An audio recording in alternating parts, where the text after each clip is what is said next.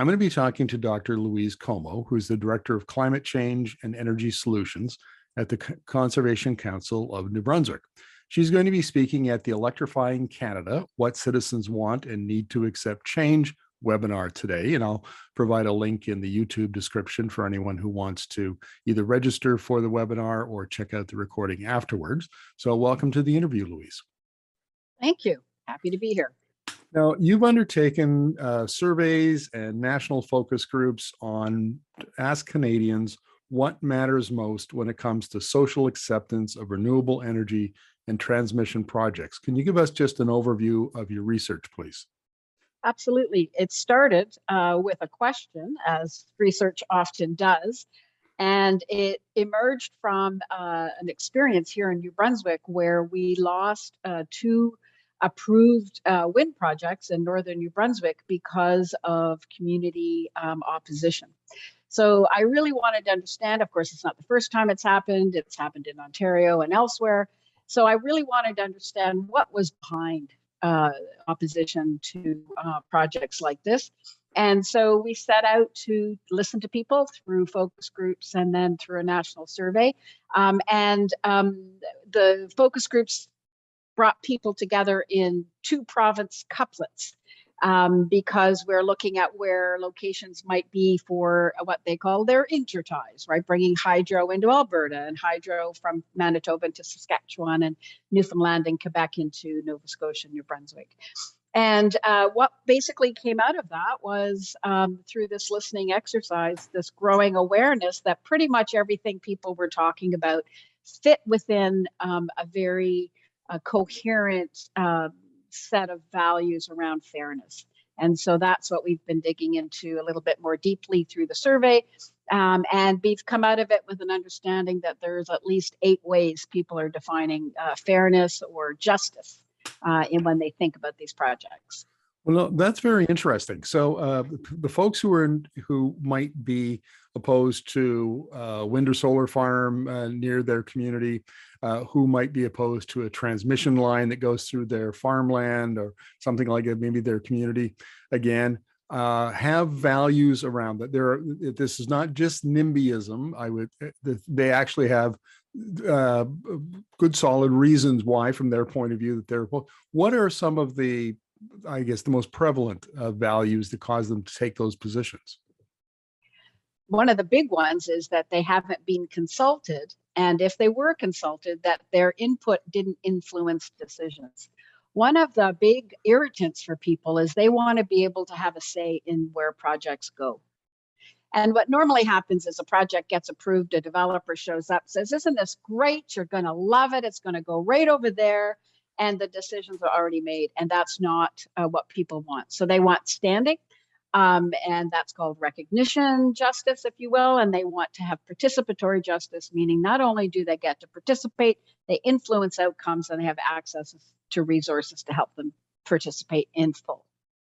Now, we've seen in other big infrastructure projects like pipelines, for example, where you have people are allowed to participate in the review process, and there are a goodly number of those on the pro side and a goodly number on the con side.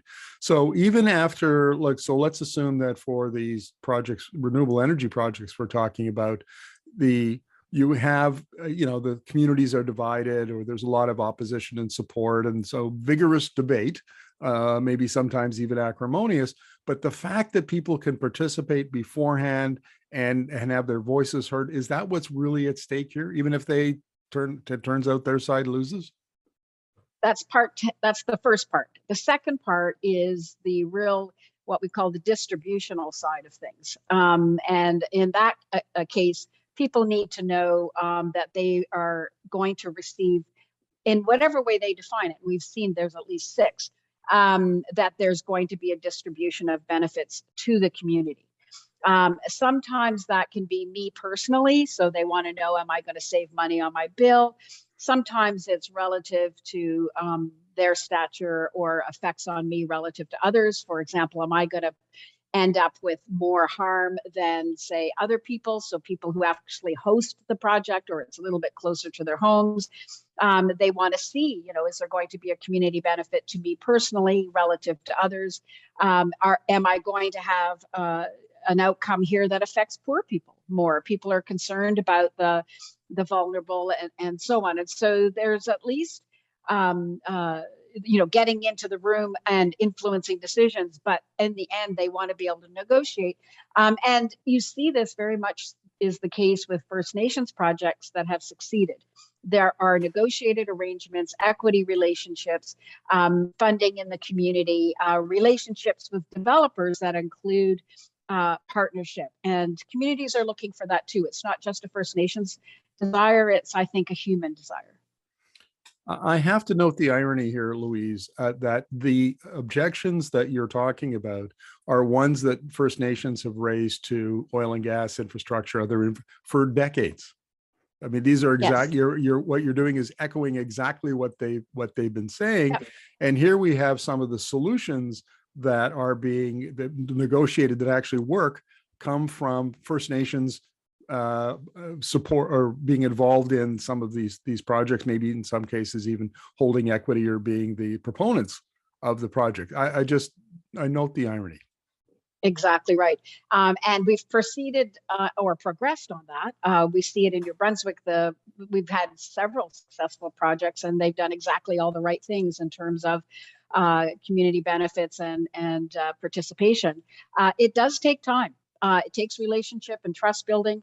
And the tradition is, essentially an announce and defend strategy on the part of energy developers. And, the story of electrification as a key pathway to solving climate change, we will not travel that pathway toward a doubling, and some say potentially a tripling of the size of the electricity system in this country, primarily fueled by wind and solar. We're not getting there. That's a technology story. That's not the people story. And we've got to make this a socially engaging story that Canadians all get a chance to participate in. And it means while we're trying to hurry up, we actually have to slow down. This reminds me of a convention, a conference that I attended 5 or 6 years ago, when there was a BC First Nations economic development officer who got up and he addressed the audience and he said, look, if you come to us before you begin work on the project and you form a partnership with us, you make us partners in this project, whatever, we'll figure out what partnership means.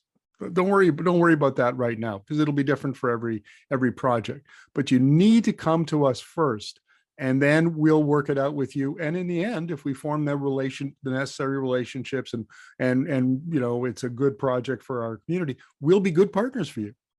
And exactly. I've thought, I've heard that over the years, literally the decades, and it seems like it takes a long time for those kinds of principles around consultation and partnership and collaboration to filter into energy industries so that they become, effective parts of the process. And it means, I think, changing how utilities are procuring renewable energy supply. So, with the RFPs, requests for proposal processes that are competitive and not transparent for competitive reasons, projects get selected and then essentially announced. We need more permanent approaches where we are slowly developing these relationships, building those community partnerships. And as we grow the electricity system, for example, in New Brunswick, we've got a Crown corporation that's defending its position, but we've got private sector proponents that want to build out on renewables for their own industrial purposes. We've got communities that want to have their own systems. We've got First Nations that want their own systems. We need to make room for all of these different approaches because, as you say, it will be different depending on where you are. And some communities want more involvement than others. For some, it's community pride, but for others, it is more of a financial kind of dimension, and that can be as simple as investing in the community center, or telling them in the short term, this project might generate some disruption, but in the long term, it's going to save us rates. That might be an investment that generates savings in the future. they really want to know that the electricity from the project is actually electricity that they use. Now, I get that that's a harder thing. We know electrons don't play that way, but it is a consistent desire that we saw across the country. The other element of this, of course, is people often ask me, well, you were looking at larger projects, and we were, because that was the context within which the question emerged. The large wind project failures. We also have transmission project failures. But it is a case that in all of the focus groups, people preferred solar on their rooftops. That's not going to be the sole solution, however, but they liked it because it was less intrusive. They felt they had more control. And when you contrast that with their reactions to transmission, there is a concern, although I think the political class is missing the boat here. There's a concern about sovereignty and security. If a province, say like New Brunswick, became more reliant only on hydropower from Quebec, people are saying, well, what happens when the power goes down, or if they charge us higher rates than we feel is appropriate, or we didn't get any economic development in our province. And so people have legitimate concerns about that aspect of it. And then they have legitimate concerns right down to the details of the wind farms themselves. Louise, based on your experience, do you think that governments and utilities and private sector proponents of renewable energy projects get it? Absolutely not. They're taking an engineering and technology approach. It's, this turbine, and, they'll tell you all the details about how great the turbine is. And they don't have social scientists on staff. And one of the arguments I've been making to the federal colleagues and think tanks and people I work with on policy is it's time for the engineers and the economists to step back. The transition to this new electrification world that you think, and we all agree, is a good place to go, is a social challenge. And we need those experts, the behavioral psychologists, the social psychologists, the sociologists, the environmental sociologists, people who actually care about people and are able to help build good processes and who can listen to what it is that people have to say. And this will be the final question, Louise, but it strikes me that, based on my years of reporting and observing the energy industry, the 20th century energy industry, the oil and gas and pipelines and big transmission projects and that sort of thing, is that we're in danger of repeating past mistakes. Absolutely, we're in danger of repeating past mistakes because we still have the same people doing the same thing. We've got to step back and let the new people come into play, and we have to give people the status and stature and recognition that they deserve. Electricity is very personal to people. They live with it every day. They see it as essential to security and modern convenience. And if we try to fund this entire transition on the backs of ratepayers, we are in deep trouble. There's a role for provincial and federal taxpayers to invest here. And we have to take a different approach to how we go forward and fundamentally understand that decisions are influencing people's perceptions of what is fair. And if they don't think something is fair, they're going to resist it. Louise, fascinating insights. Thank you very much for this. You're welcome.